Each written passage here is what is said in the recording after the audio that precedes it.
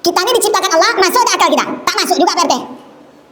Allah cakap, laqad khalaqnal insan. Sungguh aku telah menciptakan manusia. Min sulalatin min tin. Aku ciptakan manusia ini dari saripati tanah. Memangnya ada orang yang bisa buat manusia dari saripati tanah? Tak ada juga kan? Sama aja nggak masuk akal juga. Ada orang yang bisa buat dari apa tuh tanah ini lalu jadi manusia macam kita berjalan bakal nih. Nggak ada juga. Sekarang orang Jepang tak mau dia lagi beristri ke orang, beristri ke boneka. Nah, dibuat boneka mirip dengan orang. Bisa lah tersenyum, ya kan? Bisa berjalan, bukakan pintu. Kenapa? Soalnya kalau beristri dengan orangnya repot katanya. Sudah awak nikahin tak belanja dulu aja. Atau berang-berang loh. Enak. Tersinggung, merajuk. Rayo tak beli baju. Jadi kalau boneka tak ada loh. Sekali beli baju tak ada minta-minta lah. Nah, bisa ditinggal berapa hari tak cemburu. Ini lagi trennya orang tak menikah dengan orang, menikah dengan boneka. Tapi boneka ini tak bisa hidup, tak punya hati. Menonton gaya. Intinya manusia tak bisa juga sebenarnya buat manusia. Jadi sama aja sebenarnya dengan cerita Isra Mi'raj ini. Ya katanya nggak masuk akal, penciptaan manusia juga nggak dapat oleh akal kita.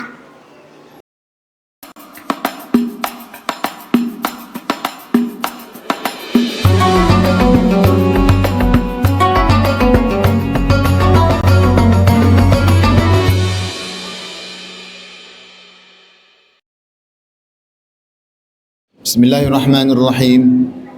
Assalamualaikum warahmatullahi wabarakatuh.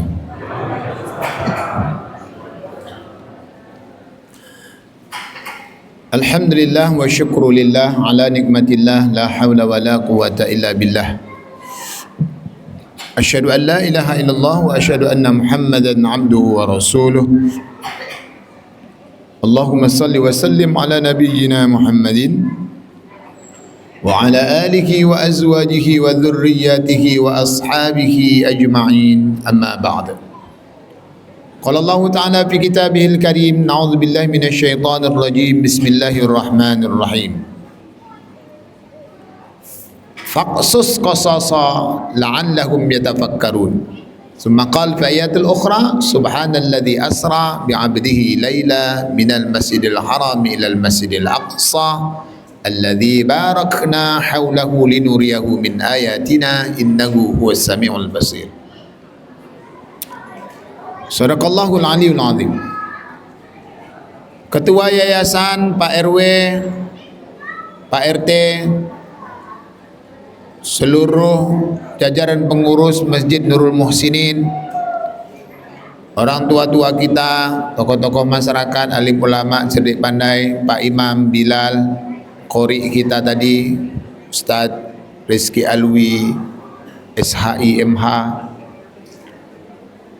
ibu-ibu, rekan-rekan remaja, putra-putri, yang besar tak dapat saya sebutkan gelar, yang kecil pun tak dapat dihimbaukan nama, semua saya hormati lagi saya muliakan. Semogalah pula kita semua dimuliakan Allah Subhanahu wa taala. Amin ya rabbal alamin. Sebelum kita mulai pepantun kita dulu. Supaya semangat nih. Kue kalau habis bisa tambah, kan? Tingginya terbang si burung balam. Suai lah, tak cakep pula orang Nurul Muhsinin. Tinggi lah bahasa. Macam orang Jakarta pula cakep. Mana?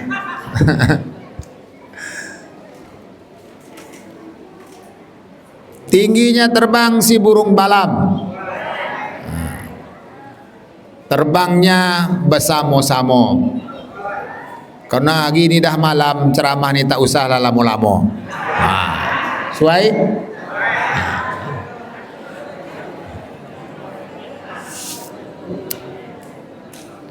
Bapak Ibu yang dirahmati Allah, Al-Quran ini satu di antara isinya adalah kisah-kisah. Maka Al-Quran ini pula ada salah satu nama surahnya Al-Qasas. Al-Qasas itu artinya kisah-kisah. Satu di antara sekian banyak kisah-kisah itu, inilah peristiwa Isra Mi'raj baginda Rasulullah sallallahu alaihi wasallam. Sebenarnya untuk apa Allah membuat kisah-kisah ni? Kan itu nak kita kaji nak. Kenapa Allah ni berkisah ni? Kenapa Allah mencerita-ceritakan sesuatu? Ya, makna Allah suruh mendengarkan, membaca kisah-kisah ini. Tadi Allah cakap faqsusil qasasa. Ceritakanlah kisah-kisah yang sudah terjadi itu wahai Muhammad, kata Allah, la'allahum yatafakkarun, agar mereka itu mengambil pengajaran. Oh, ternyata dari setiap kisah-kisah yang Allah buat ini, Allah ingin mengajarkan sesuatu. Sama sebenarnya dengan kisah-kisah kita, mulai dari kisahnya Malin Kundang, ada Sampuraga, kisah tenggelamnya kapal Van der Wijk, yang dibuat kisah oleh Buya Hamka kan? Untuk apa kisah-kisah ini dibuat? Ada pengajarannya. Oh, ada kisah Malin Kundang supaya kita jangan durhaka sama emak atau orang tua. Sama kisah Sampuraga adalah kisah petani dan serigala. Mana dulu kayak gitu ya, waktu petani dan serigala. Jadi petani ini suka bohong. Katanya ada serigala lah, datang orang ke kebunnya itu, katanya tak ada loh, aku ecek-ecek aja yang ada. Kecewa lah orang. Berutup aja kau. Pergi orang lagi. Besok bilang serigala. Datang orang menengok, rupanya dia berbohong juga. Besoknya betul-betul datang serigala, minta tolong deh, serigala, bohong deh tuh orang. Saya tolong lagi, mana dah 2 kali lah kita dibohongnya. Oh, berarti kisah ini jangan pernah bohong. Kalau kita bohong orang tak percaya. Gitu enak. Bu,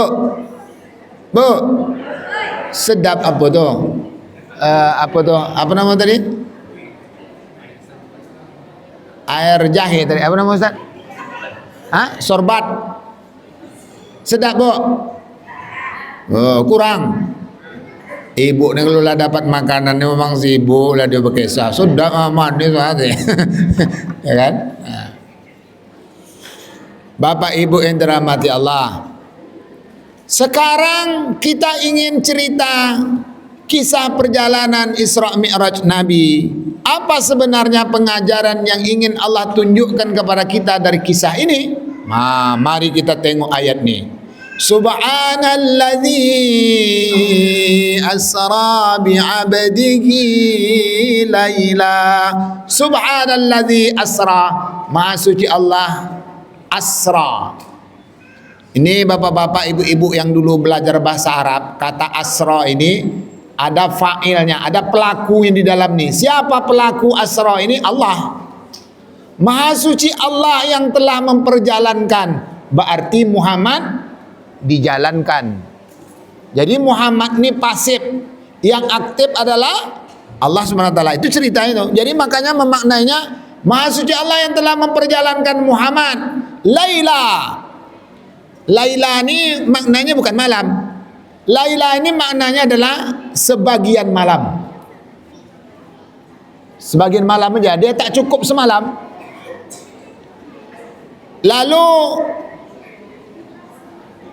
malam yang sebagian ini mana? Nabi itu berangkat setelah Isya, lalu kembali sebelum subuh. Berarti tak sampai semalam. Itu makna Laila. Dari mana Nabi ini berjalan? Minal Masjidil Haram ilal Masjidil Aqsa. Ya, Haram di Makkah, Aqsa di Palestina. Untuk apa Allah perjalankan Muhammad ni? Linuriyahu min ayatina. Kata Allah, ini nih tujuan mengapa Allah mengkisahkan ini, memperjalankan Muhammad ni, kata Allah adalah linuriyahu min ayatina. Aku nak tunjukkan sebagian dari kekuasaan aku. Jadi Allah ingin tunjukkan dia bisa berbuat sesuatu. Tentulah perbuatan itu hal yang istimewa. Kalau biasa-biasa saja nanti jadi tidak keren ya.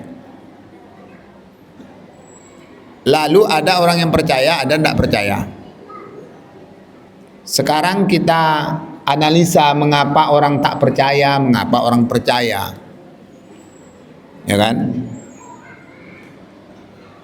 Alasan orang tak percaya ketika itu dia pakai logikanya, karena tatkala itu Makkah ke Palestina itu ditempuh oleh para pedagang-pedagang kabilah-kabilah ini sekitar antara 30-40 hari. Itu Makkah Palestina jaraknya sekitar 1.500 kilo. Kalau bapak-bapak tak percaya, ukurlah surang. Nah, ada. Ya Pak RT. Nah, kalau tak percaya Pak RT ukur suang. Tapi kalau percaya kita pakai 1.500 kilo nih. Ini dulu 1.500 kilo nih orang berjalan sebulan sampai 40 hari. Itu sekali jalan, one way. Wah, tinggi bahasa awak nih. Sekali jalan 30. Berarti kalau balik lagi ke Mekah berarti 60 sampai 80 hari. Kok lama kali? Karena memang dulu angkutannya itu unta, paling keren kuda. Ini kudanya kuda asli, bukan kuda Mitsubishi. Nah, kalau kuda Mitsubishi mungkin lebih cepat. Dan orang dulu kalau pergi itu banyak istirahatnya. Singgah sini dulu, kayak gitu. Tidak bisa langsung macam travel sekarang, diberangkat pagi, sore udah balik. Ini enggak, singgah, karena perjalanan lama. Sama dengan kita dulu kalau mau ke Sumbar, singgah dulu di mana? Di Lubuk Bangku nak. Berurut-urut lah dulu apa kau supir kau situ. Kemarin kami ke Bukit Tinggi, singgah situ. Sinilah kita singgahnya, ayah lu kecil-kecil di sini singgahnya. Masih ada tempat orang berurut situ. Saya tanya, Bang, mana tukang urik? Tak ada tukang urik lah Pak. Biasanya supir serat itu berurut-urut. Kalau saya balik ke Indragiri dulu, tempat berurut itu di Rakit Gadang. Wah, di apa? Daerah Lipek Kain. Memang begitu dulu. Jadi orang jalan tuh santai. Sesuai dengan kendaraannya kala itu, tidak bisa dipaksa. Sehingga mereka berpikir ini nggak masuk akal. Kalau Muhammad ini, dia cerita naik pula dulu ke langit. Sudah naik ke langit atau baliknya tuh ketemu dengan nabi-nabi di setiap itu apa namanya itu lapisan langit itu dicerita, lalu balik lah dicerita sama Musa ke atas menjemput sholat ini sampai sebelum subuh. Tak patut. Ini kata Ma'il ini tak patut.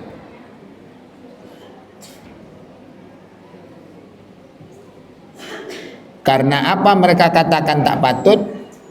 Karena mereka seolah menganggap segala sesuatu itu bisa dilogikakan. Padahal sebenarnya Bapak Ibu sama Allah berbahagia, penciptaan kita nih tidak masuk juga di akal kita. Kita ini diciptakan Allah, masuk di akal kita? Tak masuk juga Pak RT. Allah cakap, laqad khalaqnal insan. Sungguh aku telah menciptakan manusia. Min sulalatim min tin. Aku ciptakan manusia ini dari saripati tanah. Memangnya ada orang yang bisa buat manusia dari saripati tanah? Tak ada juga kan? Sama aja, nggak masuk akal juga. Ada orang yang bisa buat dari apa tuh tanah ini lalu jadi manusia macam kita berjalan bakal begini. Nggak ada juga. Sekarang orang Jepang tak mau dia lagi beristri ke orang, beristri ke boneka. Nah, dibuat boneka mirip dengan orang. Bisalah tersenyum. Ya kan? Bisa berjalan, bukakan pintu. Kenapa? Soalnya kalau beristri dengan orang ini repot katanya. Sudah awak nikahin tak belanja lo lah aja. Atau berang-berang lo. Enak. Tersinggung, merajuk. Rayo tak beli baju. Jadi kalau boneka tak ada lah. Sekali beli baju tak ada minta-minta lah. Bisa ditinggal berapa harinya tidak cemburu. Ini lagi trennya orang tak menikah dengan orang, menikah dengan boneka. Tapi boneka ini tak bisa hidup, tak punya hati, menonton gaya. Intinya manusia tak bisa juga sebenarnya buat manusia. Jadi sama aja sebenarnya dengan cerita Isra Mi'raj ini. Ya katanya nggak masuk akal, penciptaan manusia juga nggak dapat oleh akal kita. Bahkan Al-Qurtubi dalam kitab tafsirnya menyebutkan tanah yang dimaksud itu katanya adalah tanah hitam yang busuk. Tak pula hebat tanah. Kalau tanah hitam busuk ini di mana dapat ini? Parit lah, nak di parit tu Pak Samsul. Gali-gali parit itulah hitam, tanah kotor. Lebih kurang dari situlah. Lalu Allah ciptakan manusia. Berarti jelek kali lah kita ni. Ya kan? Dari tanah pari, dari gitu tuh, tanah hitam busuk. Tidak hanya sekedar hitam busuk pula. Dan kita ini memang tidak hebat, lalu kita merasa hebat bisa mengakali perilaku Allah ini tadi. Lalu kata Abu Bakar pula, orang-orang yang sombong nih, kata Abu Bakar, antum yakhruju min makhrajil bawli marratain. Kalian itu keluar dari lubang najis 2 kali gitu. Ya enggak nih? Ini mohon maaf nih harus disebut nih agar kita nih paham, enggak songong-songong nih kita nih, ya kan? Enggak sok-sok hebat kita nih. Maaf, keluar dari lubang najis ayah kita, masuk ke lubang najis emak kita, keluar lagi dari lubang najis. Mengapalah Allah nih keluar masukkan kita antar lubang najis nih? Hebat pula lagi terminal akap tuh lagi ya, antar kota dalam provinsi ya enggak? Kalau ini kita perjalanannya keluar dari lubang najis, masuk lubang najis, keluar lagi lubang najis. Hebatlah ikan arwana lagi. Ikan arwana mana keluar PRT? Mulut. Hebat. Kita dari lubang najis. Apa sebabnya Allah ini ciptakan kita dari tanah hitam busuk, lalu dari lubang najis? Ya memang kalian tak hebat, kata Allah. Yang hebat itu aku. Wah, itu sebenarnya itu maksudnya. Gaya-gaya aja kalian hebat. Itu kata Allah. Tidak ada kalian hebat. Makanya di situ linuriyahu min ayatina. Aku ingin tengok kan aku hebat, kalian tak hebat. Tidak usah sombong-sombong lagi. Ini ibu-ibu yang cantik-cantik malamnya, jilbab-jilbab seragam. Apa lagi nih? Ini seragam atau memang kebetulan sama nih, Bu? Hah? Seragam. Apa lagi?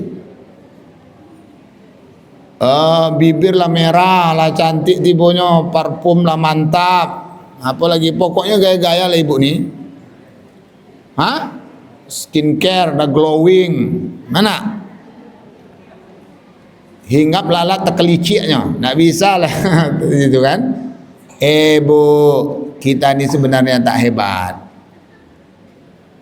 Karena hidung yang ibu punya, pipi yang ibu punya, semuanya dikasih Allah. Ibu pernah pesan? Tak pernah, dikasih free. Kadang ibu ni pula tak percaya ke Allah Ta'ala ni Pak. Sudah dikasih alis elok-elok dicukurnya, buat yang surang. Ada sekarang ni pencetak alis. Alis yang ada ni dicukur, ada buat yang surang. Makanya alis ibu-ibu kan lucu-lucu. Ada yang lurus. Lurus aja petak tu. Ada yang naik. Ibu, tapi tak ibu-ibu di Nurul Muhsinin tu Pak. Kalau ibu-ibu di Sikon tak dah. Tak tahulah Pak. Atau tak beda. Gitu kan. Jadi bapak-bapak, ibu-ibu sama Allah berbahagia. Penciptaan kita ini juga sebenarnya enggak dapat oleh akal kita. Ya kan?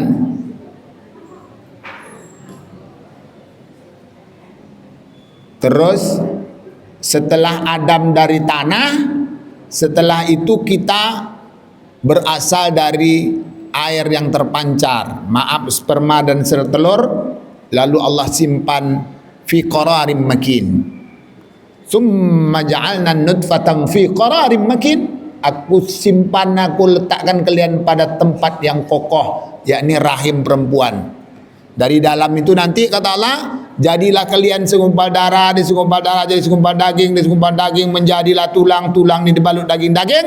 Thumma ansha'na khalqan akhar, fatabarakallahu ahsanul khaliqin. Maka Maha Suci Allah yang sebaik-baik pencipta. Lagi-lagi Allah yang hebat, bukan kita hebat. Jadi kesimpulan pertama dari kisah Isra Mi'raj ini, kata para ulama adalah Allah ingin mengatakan dialah yang hebat, kita tak ada hebat. Itu tuh poinnya tuh. Karena itu berhentilah merasa hebat. Nah,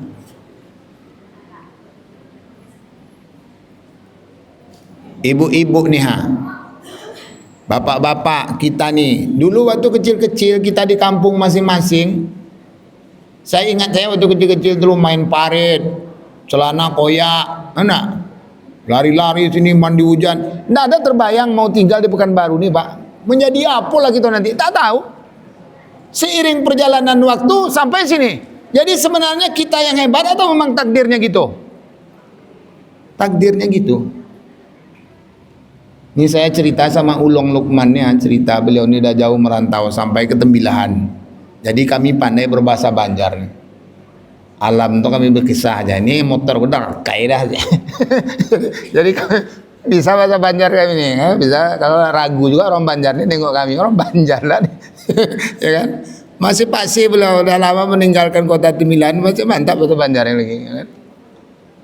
Jauh merantau kemana-mana, nggak tahu nih dulu dari kampung, dari kubu sampai kemana-mana. Apa yang membuat beliau bisa begini? Apa beliau yang hebat? Bukan. Allah Ta'ala lah yang hebat. Ya kan? Jadi Bapak Ibu hamba Allah yang berbahagia, jadi sekarang ini Allah sedang tengokkan dia hebat, kita tak hebat. Karena itu kita ikut aja lah Allah Ta'ala yang hebat nih. Karena Allah lah sang pelakunya, maka semuanya tidak ada yang tidak mungkin terjadi. Semuanya mungkin. Kita yang tadi dari tanah bisa jadi manusia. Kita tadi dari air yang terpancar bisa jadi manusia. Oh keren kali. Yang keren siapa? Allah Ta'ala. Itu dia. Nah, itu pesan pertama. Yang kedua,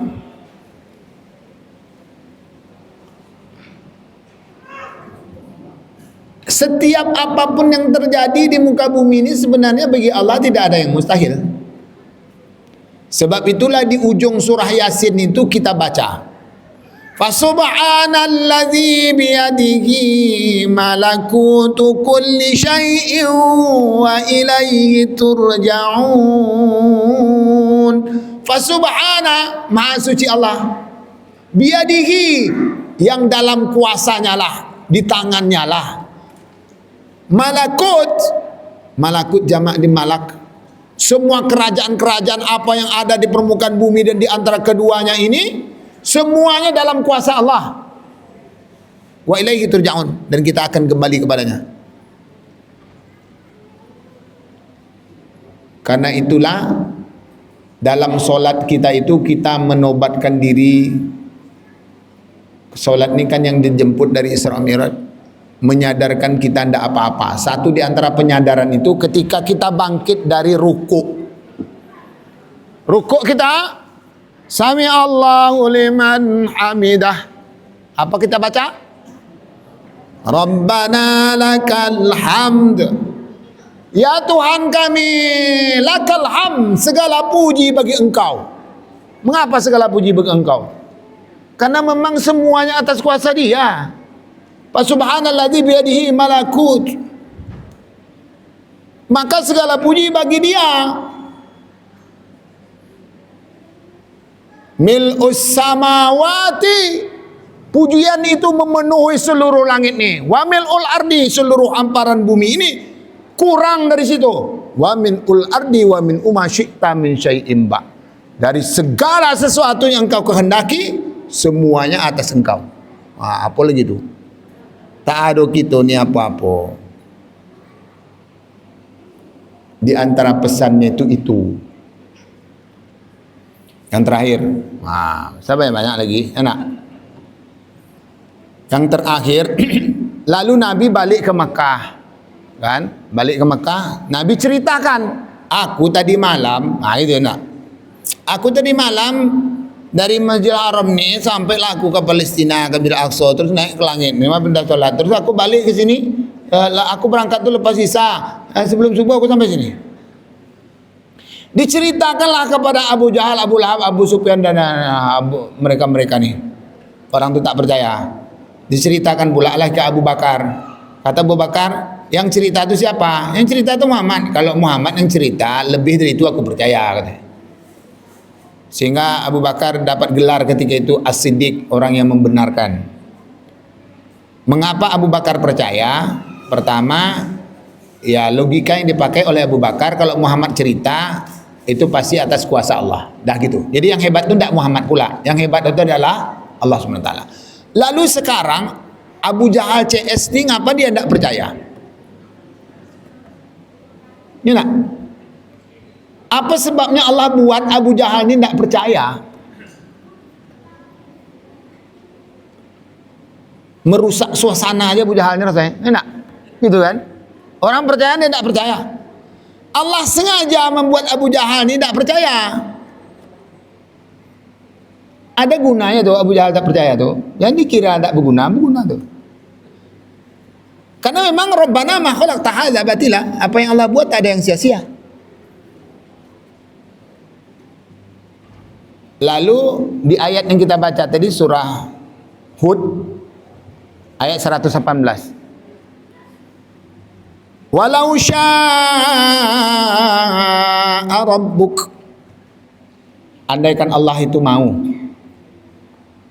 la ja'alan nasa ummatan wahidah, Allah boleh aja menjadikan manusia ini satu, baik aja semuanya, bisa. Ganteng aja semuanya, bisa. Putih aja semua, mancung itu, bisa. Tak ada yang susah bagi Allah. Tapi mengapa Allah buat macam-macam? Ada yang mada, ada yang pakah, macam-macam kan? Ada yang penurut, ada yang pembantah, ada yang cengeng, ada yang macam-macam, ya kan? Ada yang membangkang, ada yang mudah diajari, ada yang susah, macam-macam karakter manusia nih. Mengapa mereka begitu? Allah yang buat. Karena Allah katakan, kalau aku mau sebenarnya bisa satu aja, tapi aku nggak mau. Aku pengen semuanya bermacam-macam. Termasuklah ada yang taat seperti Abu Bakar, ada pula yang tak taat seperti Abu Jahal, Abu Lahab nih. Untuk apa tuh? Sengaja kebuat Allah.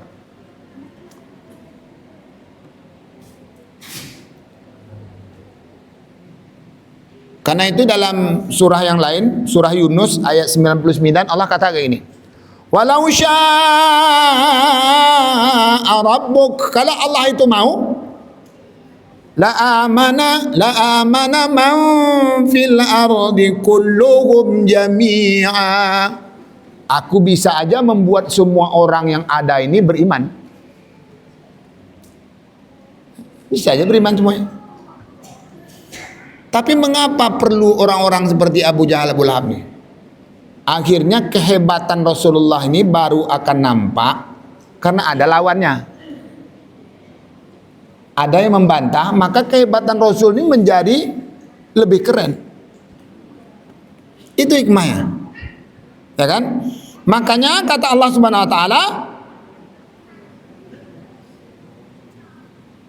wala yazalu mukhtalifin.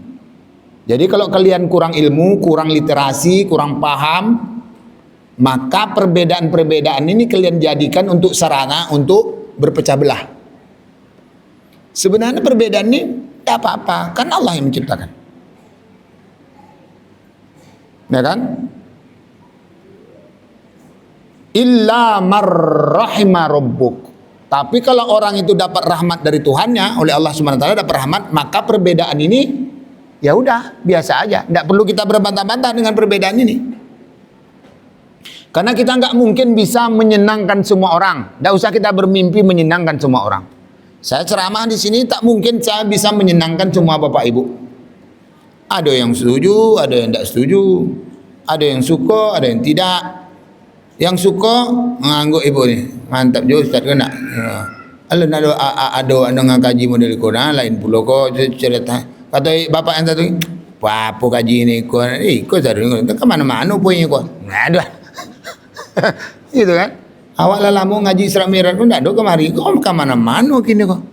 Hanya diukurnya kemampuan awak ko dengan kemampuan ini. Gitu kan ada tak? Ya memang kayak gitu. Ada yang protes ustaz. Lah 70 umur ambo ndak ada kaji dekat kau dah ni. Ni apa lah berapa lama ngaji? Semenjak pensiun kau lah teh. Umur berapa Pak pensiun? 68 ni. Berarti 2 tahun. Itu pula kadang ada lah gitu nak. Ya udahlah kalau gitu Pak, memang tak akan sama lah tu nak. Bapak Ibu sama Allah yang berbahagia. Jadi kata Allah Subhanahu wa taala, kalau kalian dapat rahmat Allah, maka perbedaan ini menjadi rahmat. Jadi sebenarnya Abu Jahal Abu Lahab ini tadi, sebenarnya Allah buat kisah ini agar nampaklah kehebatan Rasulullah SAW ini. Nih, saya nih guru, mungkin di sini ada guru. Kita contohlah kita nih guru. Ketika kita ngajar, ada murid yang paham, ada murid tak paham. Yang tak paham nih kita ulangi lagi, kita ujar, rupanya tak paham juga. Tidak usah kita marah-marahi yang tak paham nih, tidak usah kita caci-caci. Otak kau nih otak udang nih, tidak usah gitu lagi. Tidak usah kita hina-hina dia. Sama dengan dulu waktu kami kecil-kecil itu karena guru-guru kami ini masih ada yang peninggalan zaman Belanda, karena memang bahasa itu memang menyakitkan lah. Jadi kawan ini majulah ke depan, tak dapat kali-kali tak dapat, berdiri depan, ditanya sama guru ni, siapa ayah kau? Diam aja, dia tak berani dia nyebut ayah itu, malu dia. Kawan dia duduk ni pula nyebut, si anu Pak? Oh si anu tu ayah kau? Iya. Patutlah kau bodoh, ayah kau tu bodoh juga. Sampai segitunya kadang, ya kan? Jahit kali lah Pak kau nak. Tapi memang zaman itu model itu pula, ya kan? Mengintimidasi, nah itu sebenarnya dah kejahatan verbal sebenarnya itu kan. Tapi ya gitu. Nah, Bapak Ibu sama Allah yang berbahagia, tak usah kita hina-hina orang yang tak dapat nih. Yang membuat dia dapat bukan karena kita hebat, yang membuat dia tak dapat bukan berarti kita tak hebat. Karena yang membuat dia dapat ya Allah, kalau dia tak dapat memang takdirnya belum dapat. Bukankah doa kita sebelum belajar itu apa? Rabbi zidni ilman, ya Allah tambahkan ilmu aku, warzuqni fahman, beri aku pemahaman. Jadi yang memahamkan kita, yang menambahkan ilmu kita ini siapa? Allah Subhanahu. Jadi kalau ada murid ini tak pandai, sebenarnya menguntungkan kita Pak. Di mana letak untungnya kita? Nampak awak hebat. Itu kan? Tapi kalau dia ini cerdas, nampak bunga awak. Betul atau tidak tuh? Betul kan? Ya kayak gitu memang. Jadi yang tak baik ini ada gunanya. Yang tak hebat nih, orang yang tak cerdas ini ada gunanya.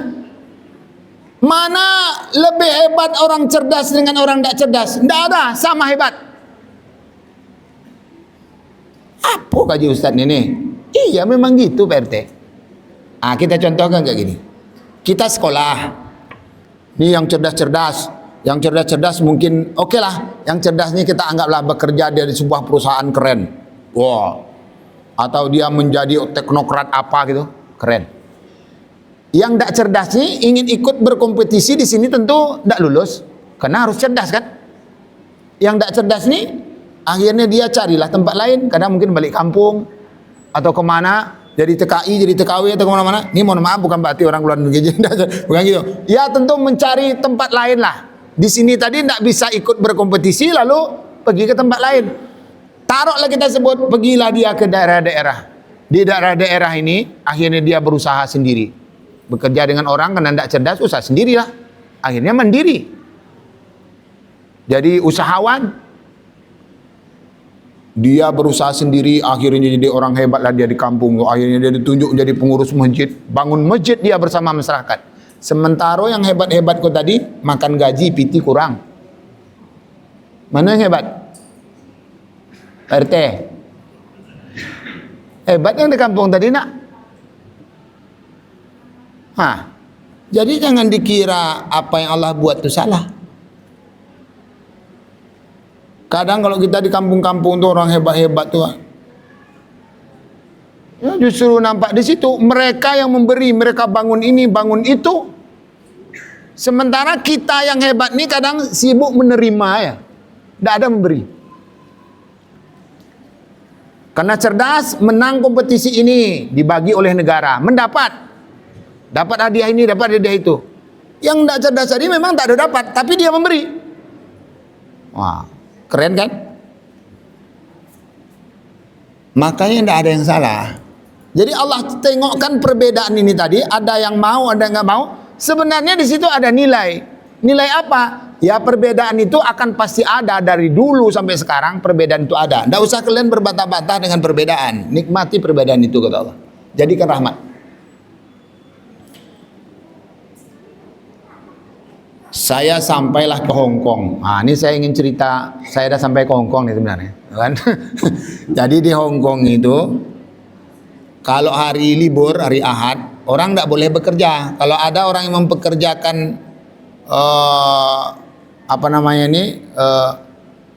asisten rumah tangga ini, dipekerjakan juga hari libur nih, ketahuan itu mereka didenda oleh negara. Begitu hebatnya. Kalau libur memang libur, sehingga pada hari libur itu para TKI TKW ini ngumpullah di taman kota itu. Itu macam di Jawa Tengah kita. Orang bahasa Jawa itu warne. Semuanya situ. Apa yang dikerjakan oleh orang nih, Pak? Di sekian ratusan orang yang banyak nih, mungkin ribuan, mereka membentuk kelompok-kelompok majelis taklim, apa segala macam dibuat. Ada belajar ngaji, belajar menjahit, membawa yasinan segala macam. Mampu mereka mendatangkan penceramah itu dari Indonesia nih, mereka bawa situ. Dulu ada kasus Ustaz Somad dideportasi ke Hong Kong kan? Yang undang itu siapa? Orang itu. Karena dianggap dia datang bekerja dideportasi. Kan gitu alasannya tuh kan. Karena pisahnya pisah melancong, seharusnya bekerja. Begitu alasan itu yang diberikan penjelasan oleh negara nih. Jadi Bapak Ibu sama Allah yang berbahagia, kita datang di situ dibayarnya tuh. Ya kan? Jadi ternyata yang tadi kita anggap kurang keren, dia sedang memikirkan agama nih. Mereka buatlah sewa gedung-gedung tertentu untuk dijadikan masjid. Karena masjid payah carinya. Kita sewa di gedung sewa. Siapa yang nyewa tuh? TKI TKW ini. Sementara kita di sini bakul tuh main angke-angke ya, enggak ada isi. Orang tuh di situ bisa buat masjid. Nampaklah di situ agama Allah nih. Mana yang hebat kita dengan mereka? Hebat mereka lagi. Kalau cerita-cerita hebat-hebat juga, dari sisi itu hebat mereka lagi. Jadi hikmah yang ketiga tadi, perbedaan-perbedaan itu tidak usah kalian risih, tidak usah kalian takut dengan perbedaan, karena perbedaan itu sejatinya adalah rahmat.